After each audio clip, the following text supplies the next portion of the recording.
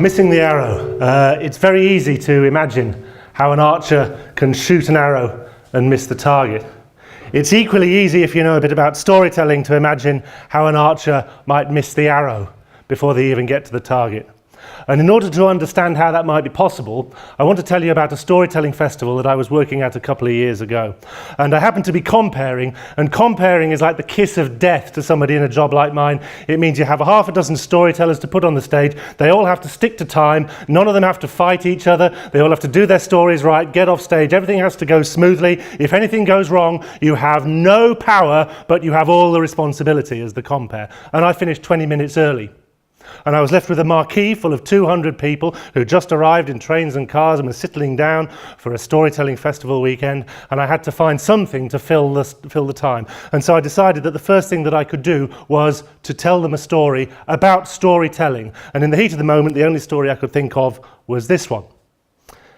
The Rabbi of Dovno was famous for always answering every question with a story, and for always having a story for every occasion. Somebody asked him once how he managed it, and his answer was this.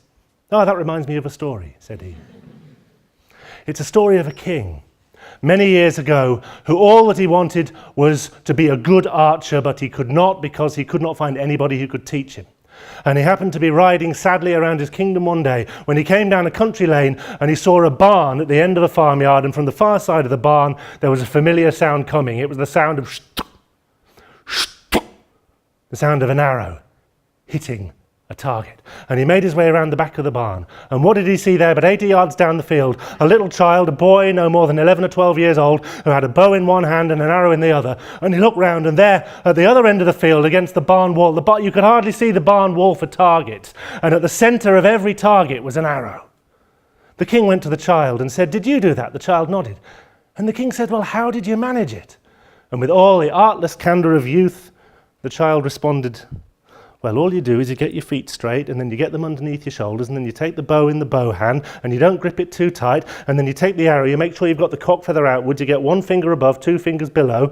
You do that, you clear your mind completely until there isn't a single thought in your head. Then you raise, and you aim, and you anchor, and then you gaze at the target, and then without twanging the string, because it is archery and not playing a musical instrument, you let the string go, and the arrow flies through the air, and you follow through, and the arrow strikes the wall, and then you paint the target around it." I told this story, I filled the 20 minutes or so, and I went down thinking that I had a job well done. And after I was done, in the bar afterwards, people were coming up to me and saying, "Oh, that was a great joke, that was, I'm going to tell it." And so the word joke fell on my ears like a funeral knell, because I knew that I had failed, because it's not a joke. And I had to sit down and ask myself why. And I thought, the reason is that I had told the story without saying anything at all about the context from which it came. And that's important. The Rabbi of Dovno was not a fictional character. His name was Yaakov Krantz, and he was real. And he made his living wandering around the Jewish communities of Eastern Europe, telling stories and preaching as sermons. He knew hundreds and hundreds and hundreds of them. He really, really genuinely did. And his stories went into rabbinical tradition, which is compendious, and it survives to our own day in the oral storytelling traditions, not only of the rabbis, but also of figures like this. This, Edith Marks, is one of my favourite artists because she's one of my favourite storytellers. I don't know when exactly she was born, but she was working as a storyteller in her own Jewish communities in the Netherlands from about the mid-1920s right the way through till 1985, which was about the time that she died. And what she was a class of storyteller that's referred to themselves by the Yiddish term Dritziller. And what that means in a nutshell is that she was a hereditary, they were always hereditary, female, they were always female, storyteller in residence to the Jewish community of which she was a part. The tradition was passed on from grandmother to granddaughter. There she is as a young woman, and there she is as she was in the mid-80s towards the end of her life. And towards the end of her life, one of the last things she did as a practicing storyteller was to pass on the tradition in its entirety to her granddaughter, Shanalea Bat Avram, who's with us tonight. There, sat at the front, just to make sure that I don't get any of the details wrong. And if you look at the ways in which the Dritsillers told stories and the ways in which they learnt them, and if you remember that the story of the Rabbi of Dovno and his arrow was one small part of that whole tradition, and if you place the story of the arrow back in the context of that tradition, then you can see that it has a whole range of meanings which it simply doesn't have if you pluck the story from its context and plonk it on stage at a storytelling festival, as in the heat of the moment that I did. And there are two things that are very obvious about the story in its context which aren't obvious when you remove the story from that context. And the first of them is these. The first is that it is a warning to the storyteller that they have to know an awful lot of stories. It's a reminder, well, for example, to illustrate, if you fire an arrow and you hit a target dead center, then to the casual and superficial observer, that seems to be an almost miraculous exercise of skill occurring instantaneously in real time. Of course, it's nothing of the sort. What it is the end product of a very long and very diligent period of self-preparation. Now, when you look at the ways in which the Dritsillers learned stories, without any recourse to writing or written aids whatsoever, many of them couldn't write. Edith Marks did not read. She could read or write, but most of the time that she didn't. The Dritsiller, over a 12-year training period, had to learn roughly about one new story every day with the occasional day off. So that by the end of her training, she would, without any kind of reading or writing, have memorized and be able to recall something in the region of 3,000 to 4,000 individual interlinked stories. Once she had all those stories, then she had to be able to go into the community, a busy community, often an oppressed community, always a community undergoing the normal human difficulties of bereavement and grief and disappointment, all of those challenges, and she had to be able to get exactly the right story for exactly the right occasion on every single occasion. And the reason why the Rabbi of Dovno, who in his own way, in his own time, had to do something rather similar, would resort to the image of shooting an arrow in order to explain about storytelling, is because when you hear somebody telling a story, the right story at the right time in the right way, it seems to be an instantaneous exercise of skill. But in point of fact, what's happening is first off, they learn the story. They shoot the arrow. And once the arrow is anchored in the wall, in the memory, then all you have to do is recognize and name the situation which surrounds it. Obvious meaning in context, not an obvious meaning out of context. And the second meaning that the story has, when you set it back within the context of its tradition, is that in order to do that, the first thing that the Dritsiller has to learn to be able to do is not to judge situations by their surface appearances. To see that things are not always as they appear to the casual view. To see that a child who looks like he's hitting a target with an arrow is in fact drawing the target around the arrow afterwards. To realize the possibilities that lie hidden, sometimes in plain view. And as a result of 12 years of explicitly learning this from the grandmother in the family circle, the Dritsillers were very often seemed to be possessed of a presence of mind and a strength of character. The best illustration I can give of that is to tell another story. For very obvious reasons. One of the reasons why the Dritsiller tradition is not as widespread now as once it was is because a very large number of practicing Jewish storytellers in Europe, along with many other Jewish people in Europe, did not survive the Second World War because they were victims of the Holocaust. There are very few eyewitness accounts that we've been able to locate of Dritsillers, Jewish hereditary female storytellers, practicing in the camps. But we have got one story from an eyewitness, from a man who was a Holocaust survivor and who, as a much younger man, a teenager, almost scarcely more than a child in many ways, was in the habit of sitting in the camps and listening to the storytelling of a Dritsiller who was practicing along with her own fellow internees. And according to this gentleman's account, there was a particular guard in the camp at that time who was known for his extreme and unusual brutality and cruelty towards the internees. And this guard happened to be walking past when the storytelling session was in place. And when he realized what was happening, he walked over the yard, he struck the storyteller to the ground with the butt of his gun, and as she lay on the ground, interrupted in her story, he leaned over and he said, "When you people are all extinct, who will remember your stories then?" And without missing a beat, she looked up at him and she said, "You will." And he had nothing to say to that. He walked away, and after that, he left her alone. One of the things that is not immediately obvious about oral storytelling traditions, if we think of them in literate, educated terms, if we think of them in terms of fairy tales, is the extent to which they thrive and are used in situations of extreme difficulty. The educated, literate gaze, when it looks at an oral story, a folk tale or a fairy tale, very often sees something which is simple, elemental, archetypal. I have, I'm sorry to say, read the word primitive in a creative writing textbook that was published far too recently, and something which, in a sense, exists and does not become interesting as an achieved work of art until somebody else comes in and gets to work on it and turns it into something that it never was there before.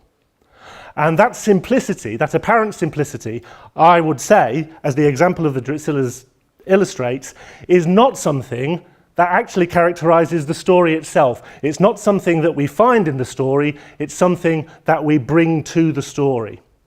And one of the reasons that we do this, one of the reasons why we make that mistake, which I do believe to be a mistake, is because it is hardwired into the language that we use about stories and storytelling and folktales and fairy tales. We seem to airbrush the storytellers right out of it. We seem to airbrush the original context of the storytelling right out of it. Even the language that we use to describe it is kind of guilty of this sin. We talk about Grimm's fairy tales. There are no Grimm's fairy tales. The Grimms didn't tell any fairy tales. Calling those stories Grimm's fairy tales in one sense is a bit like calling the complete works of Wolfgang Amadeus Mozart Ludwig von Köchel's Austrian court music of the age of the Enlightenment. And if Grimm's fairy tales were named according to author rather than according to editor, then what they'd be called is something like the folk tales of Wild, Wild, Hassenpflug, Hassenpflug, Wieman and others. And if they were called that, then we would have a chance to wonder what Wild, Wild, Hassenpflug, Hassenpflug, Wieman and others actually meant by the stories they told. We'll be able to look at the stories back in the context in which they originally existed, and we will be able to look at the stories in their context, rather as I had failed to do inadvertently by taking the story of the arrow out of its context in a Jewish storytelling tradition and placing it in a different context on the stage at a storytelling festival where it could appear as nothing other than a joke. Quite a good joke, but not a joke which actually had a serious point. And what I want to do, to leave you with it as a thought, if you like, is to suggest how much more we could learn if we were in the habit of seeing those stories in the context in which they originally existed.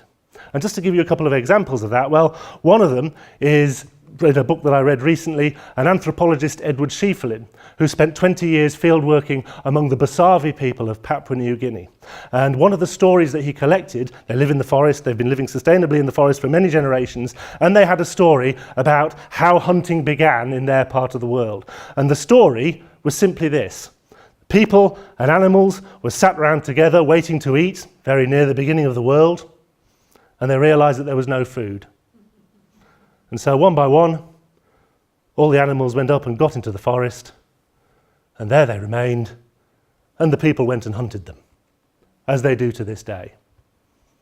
Out of context, that story is so simple that it's hardly worth the telling, but Schiefelin points out that if you place it in the context of the community in which it was told, he heard it in 1968, not long after the community had first been contacted by Westerners, so they were still living the way that they had done for generations before. There are some very obvious implications. The first of all is that simply having humans and non-humans sitting down together to share a meal is itself an image of the fact that humans and non-humans are part of the same community, part of the same system, and the good of one is the good of all.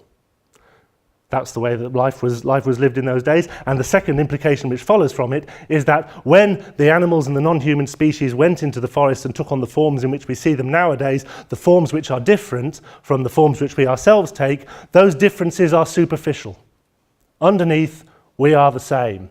And when you look at the kind of problems that David King was talking about earlier on, the problems that the world faces in the future, And when you consider that here was a community which in 1968 had been living sustainably, using sustainable forest management for generations, it's no surprise that a lot of the scholarship now of the anthropology and the dealing with folktales and traditional cultures is not about how we protect these cultures from exploitation so much as, or at the same time, being about what we can learn from them for our own shared and common future.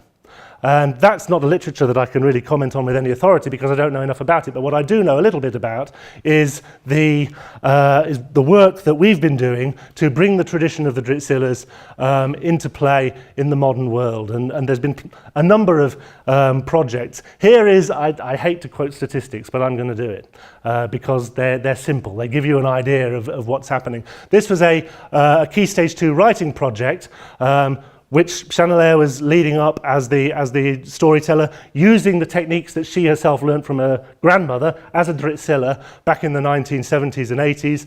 And in 2011, 60% of the pupils on the writing project shot up 2 sub-levels, and 12.5% went up more than 2 sub-levels. The following year, 2012, when the project had bedded in a little bit deeper, in the same Key Stage 2 writing project, 75% of pupils went up 2 sub-levels, and 22% went up more than 2 sub-levels. Those are remarkable and conspicuous results, and they are corroborated by the qualitative evidence that we've been collecting from primary schools, from teacher training, from undergraduate courses that I've been running. Now, what that leads me to is a very specific conclusion. When we talk about the marginalization of oral and storytelling and traditional cultures, we tend to think of that in terms of the damage that is done to the cultures themselves. If we neglect or marginalize African cultures in discourses of literature, then it's natural and it's very right and proper to be concerned about the negative effect that that can have on African experience and African life. Equally, it is worth considering how much is lost on the other side. If we neglect the oral storytelling of the Dritzillers and the other storytellers like them, then obviously if we fail to credit Dortch and Wild or the other storytellers who gave the Grimms their fairy tales, then that's obviously unfair to Dortch and Wild and all the others. But also, how much are we forfeiting in terms of our understanding of the story? Or to bring it back to the question with which I started, how much more could we learn? And how much richer and deeper would our experience of story be if we were able to see the arrows where they fall on the wall of the barn and teach ourselves to be more accurate and more consistent in the ways in which we draw the targets around them. Because a lot of the time, what I'd done when I told that story and made a joke of it without meaning to was, in a sense, notice the arrow where it fell, learn the story and know it, but I had drawn the target in the wrong place. So even though I'd shot the arrow, I hadn't shot the arrow and missed the target. I'd shot the arrow and missed the arrow by drawing the target in the wrong place. And until I actually sat down and thought about it, I didn't even realize I'd done it. How common is that mistake? And how much more interesting could life be if we were better at avoiding it? Thank you very much.